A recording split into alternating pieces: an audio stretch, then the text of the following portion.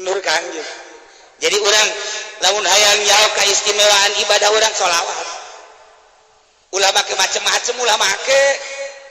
Engke aya sholawatan di awak urang Kangjeng Nabi nyorot ka urang. Ketika Kangjeng Nabi nyorot ka sabaraha persen ka urang karasa ka urang. Tuan Syekh Abdul Qadir Al-Jilani Dasallahu sirrahul aziz rek nguraikeun tentang asal kejadian manusia nu engke mun urang geus nyaho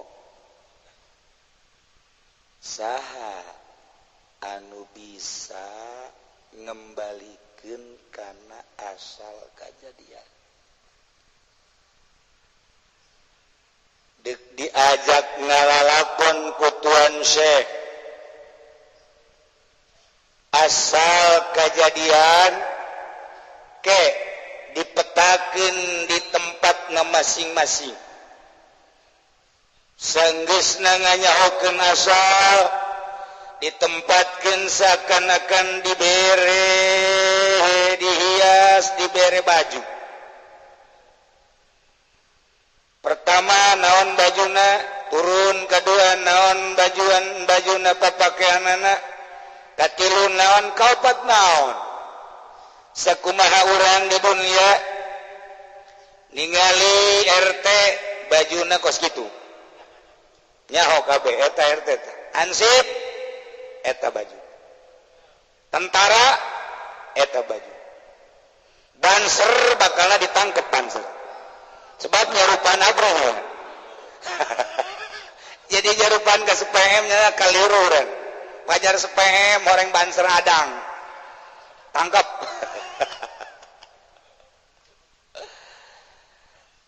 bupati gabogaan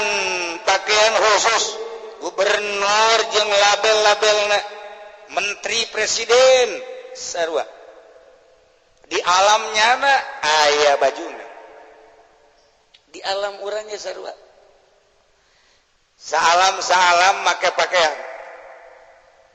nu mantak moal kaliru sebab aya pakaian-pakaianana urang di alam ieu ndek naik ke alam itu kudu miceun pakaian ieu moal ditarima mun urang make pakaian ieu ketika urang dek naik ke alam malakut di alam malakut urang hayang naik ke alam jabarut aya pakaian anak kudu ninggalkeun alam malakut pakaian anak kitu kene ke alam laut Kangjeng Nabi bisa berangkat minal masjidil haram ilal masjidil aqsa di masjidil aqsa naik ka sidratil muntaha pakaian anak dicoplok-coplok nah jadi urang besedek Isra silakan Kangjeng Nabi Isra urang umatna bisa Isra cara Kangjeng Nabi ya Allah minimal urang meme Isra misra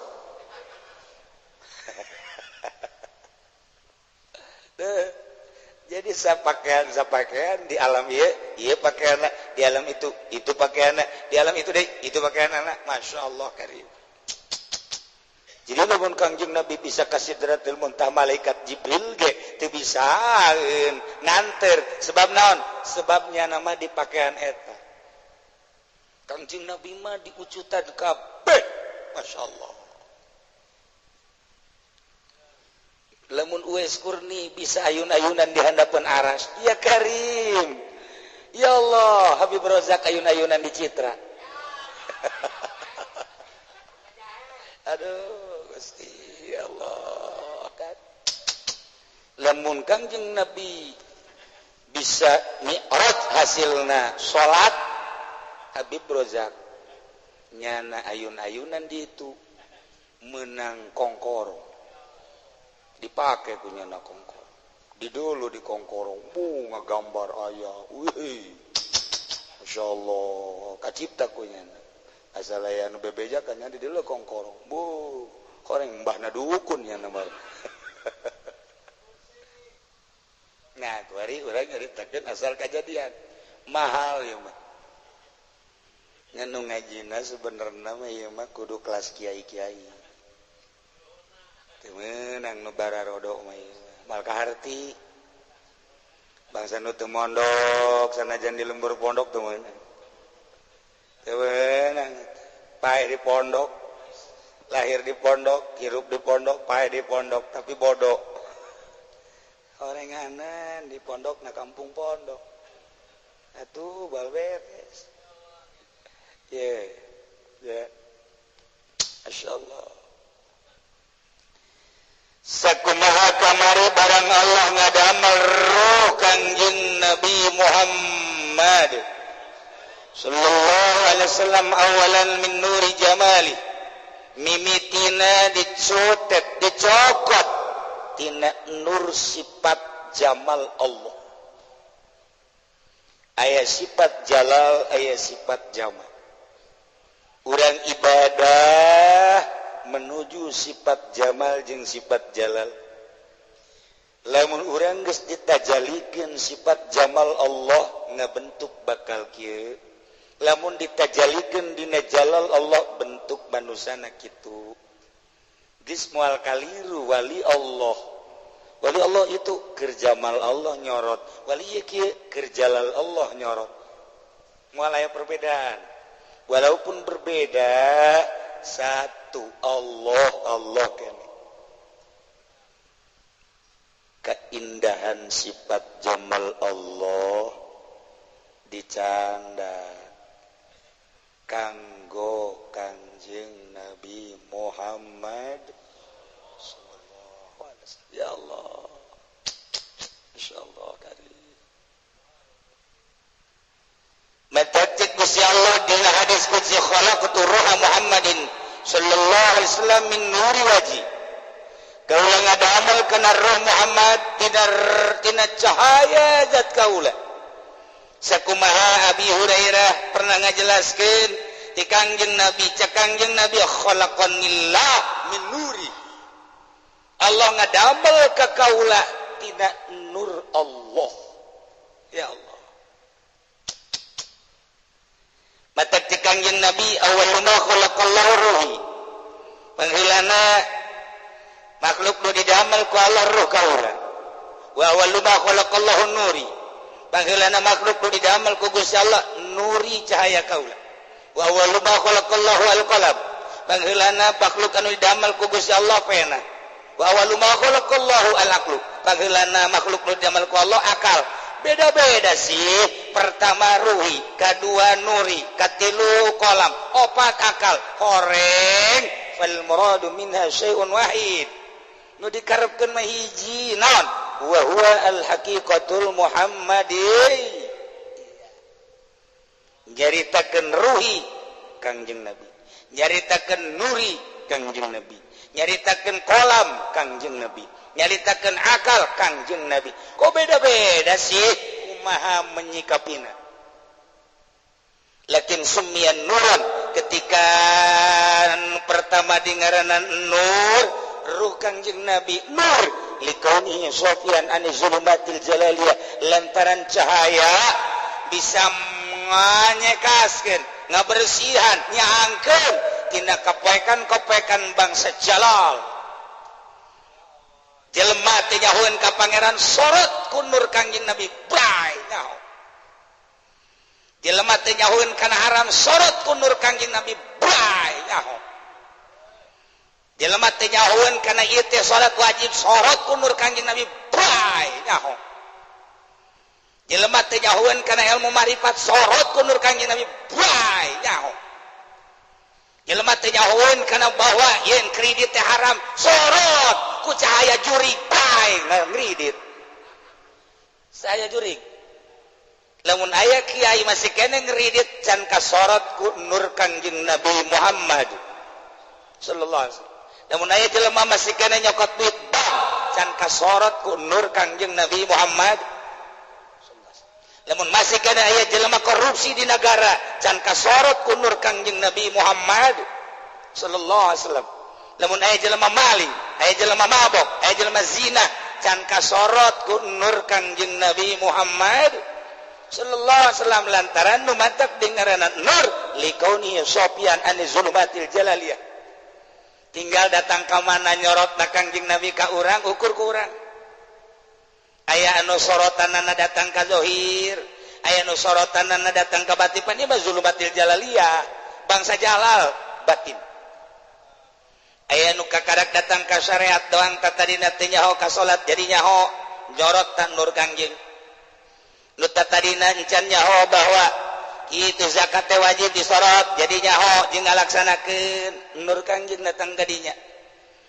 aya anu datang ka dinya doang syariat encan datang kana thariqah aya anu disorot ku nur Kangjeng Nabi datang ka thariqah berjalan surutnya aya ngabersihan batin ulah aya ria di jero qalbu ulah aya hasud di jero qalbu ulah aya takabur di jero qalbu ulah aya hubul mal di jero qalbu hubul jah hubul dunya hubul riasa dan lain-lain sebagainya ketika nur Kangjeng Nabi Muhammad nyorotna luar biasa datang ka bersih teh bersih lain lalagaan cekas hate tinggal urang kadeukeutan ka Kangjeng Nabi bayat sama orang maca sholawat ulah loba-loba sapoe 3 bisa 3 naik 11 7 naik 11 naik 44 naik 444 naik 4444 tah lamun dibere 4444 kakarak ngagoler di dinya tah nur Kangjeng jadi urang lamun hayang nyaho kaistimewaan ibadah urang sholawat ulah make macem-macem ulah make engke aya sholawatan di awak urang Kangjeng Nabi nyorot ka urang ketika Kangjeng Nabi nyorot teh sabaraha persen ka urang karasa ka urang sorotan nur Kangjeng Nabi nyorotna datang ka syariat urang metah dina syariat ketika nur Kangjeng Nabi nyorot ka urang datang ka thariqah urang metah dina thariqah ketika nur Kangjeng Nabi urang nyorot kana hakikat urang metah dina hakikat tinggal sakumaha sorotan Kangjeng Nabi wae ka urang Islamun di Denmark anu ngalecehkeun ka Kangjeng Nabi di Bandung anu ngalecehkeun Kangjeng Nabi di urang anu ngalecehkeun Kangjeng Nabi ulah nyaritakeun jelema ngahinakeun ka Kangjeng Nabi melalui ucap eta mah jelas kafir urang ketika urang teu salat berarti urang ngalecehkeun Kangjeng Nabi urang teu ngazakat urang ngalecehkeun Kangjeng Nabi urang teu haji urang ngalecehkeun Kangjeng Nabi eta kakarak dina syariat ketika urang masih kena ria urang ngalecehkeun Kangjeng Nabi ketika urang masih kena hasud urang masih kena ngalecehkeun Kangjeng Nabi ku Kangjeng Nabi moal ditarima jaga di akhirat sebab aing ngembangkeun agama cek Kangjeng Nabi dakwah nu tah ulah hasud aing kawarasi hasud bae sorotan nur Kangjeng Nabi datang ka mana ka urang aneh ya ketika urang jadi karyawan hayang jadi karyawan terbaik ketika urang jadi PNS hayang jadi pegawai nu terbaik ketika urang sekolah hayang jadi murid teladan hayang jadi murid nu terbaik hayang diaku urang ketika urang deket yang bupati hayang diaku ke bupati ketika orang di provinsi hayang diaku ke gubernur ketika orang di negara di papan atas hayang diaku ke presiden anehna ketika di dunia orang kuari parojang-ronjang hayang jadi murid teladan hayang jadi PNS teladan hayang jadi anak buah teladan ka makhluk jeung makhluk makara itu baik teu pernah berpikir urang hayang jadi umat Kangjeng Nabi nu teladan sarua jeung Kangjeng Nabi tah gara-gara jelema kos kitu Allah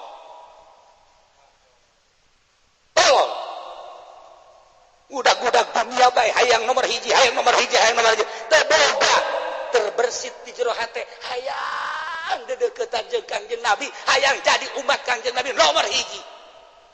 teu berani mentang mata peting hudang maca sholawat ka Kangjeng Nabi hayang diaku umat Kangjeng Nabi goblok henteu jasa kunaon di PNS mah hayang nomor hiji hayang teladan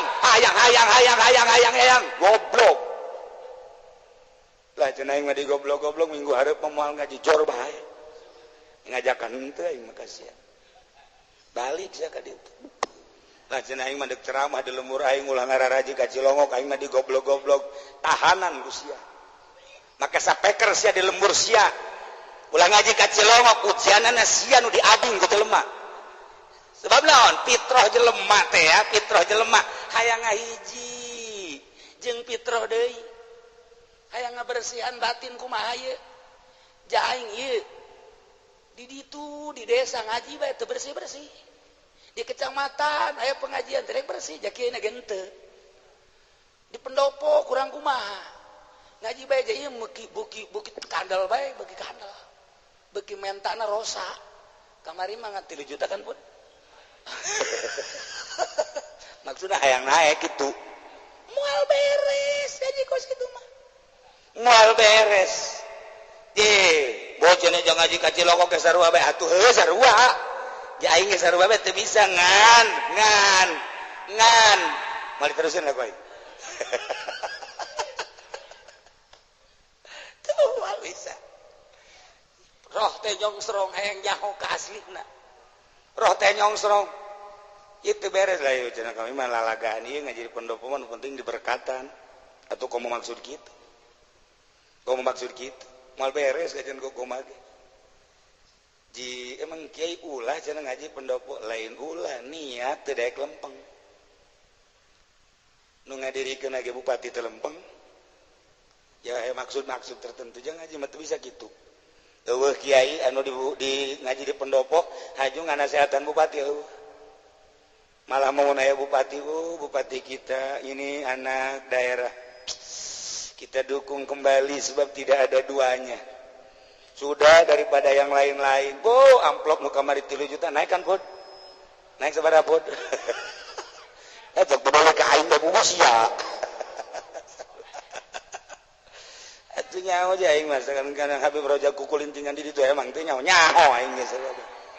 ngan nya nama kukulintingan di ditu ge lain naon dek mentar ada gede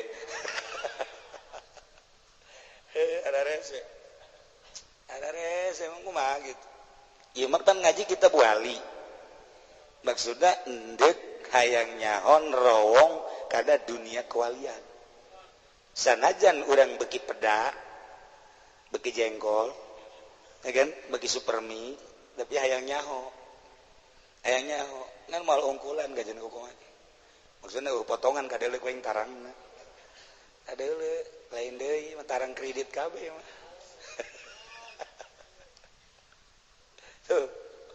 cahaya Kangjeng Nabi datang ke mana nyorot ka urang karasa ku urang nu ngarasakeun urang nu ngarasakeun lamun cahaya Kangjeng Nabi geus 50% we nyorot ka urang indah hirup indah moal capek indah jelema ngaji bae si kiai ti isuk ngaji beula ngaji sore ngaji peuting ngaji kok kacape amat atuh Ki Pudoli panggungna 3 sapeuting Ki Soleh 3 oke capek sebab lawan boga maksud tuh saya mah bisa sariri we heran aing mah maksudna iswasi atuh boga maksud gabeh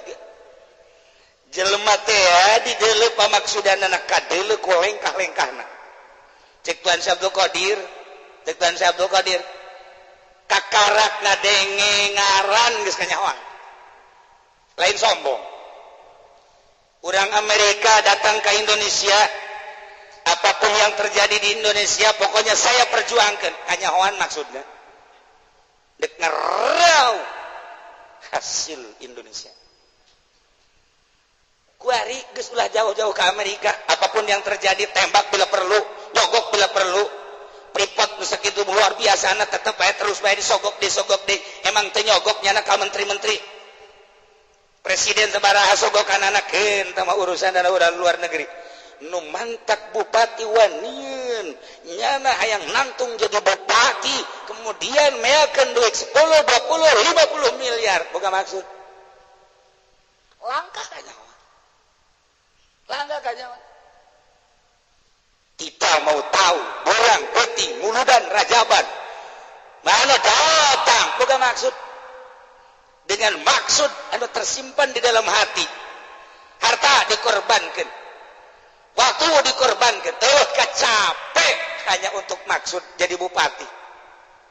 kuari urang deka Allah iraha urang ngorbankeun harta jeung tanaga tita udang jem hiji bae ge muringis bae cenah boga maksud lamun bupati miliaran kono gubernur puluhan miliar hayang jadi gubernur teh puluhan miliar kemudian tanaga ngisi di anu bila perlu atut mah nandur sagala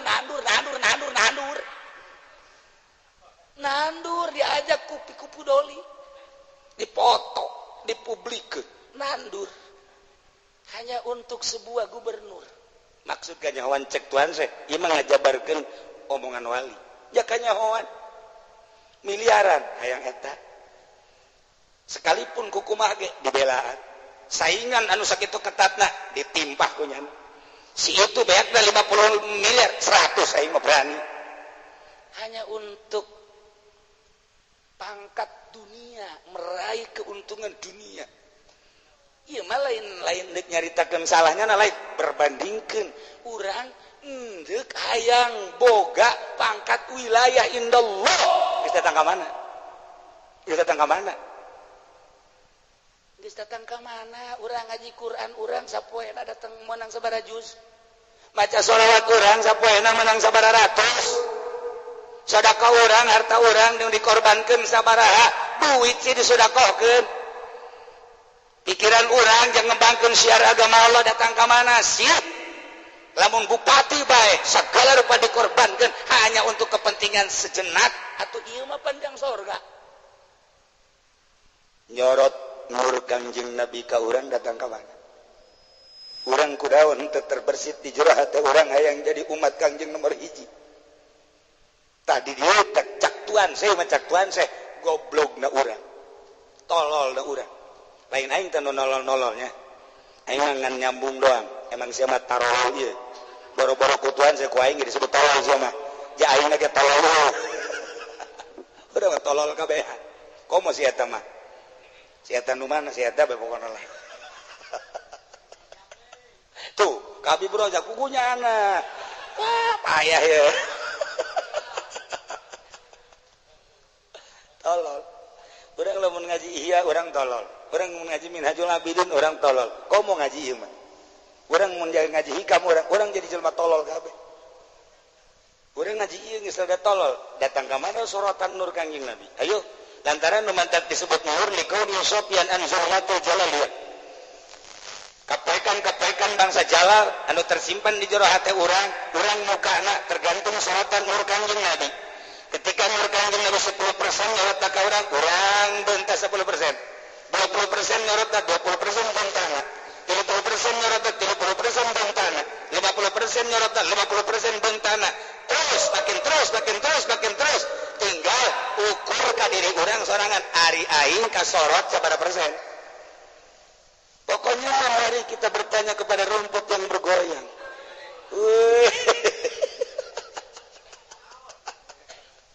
Masya Allah karib tanyakeun ye urang ngalamun ge awak Aisyah kasorot ku nur Kangjeng Nabi si sabaraha persen tanya urang jadi imah ye asana meureun gede cak urang kene ngajawab sia nyebut gede emang sabaraha kali sapoe maca sholawat ye 3 tuh nyana kene aduh ngapeun bangun 3 kita salat bari leumpang henteu khusus teh kitu mah teh salat teh tenang bae naon sababna teh jelema man teu salat langsung kegeraan bae henteu tenang naon sababna ayo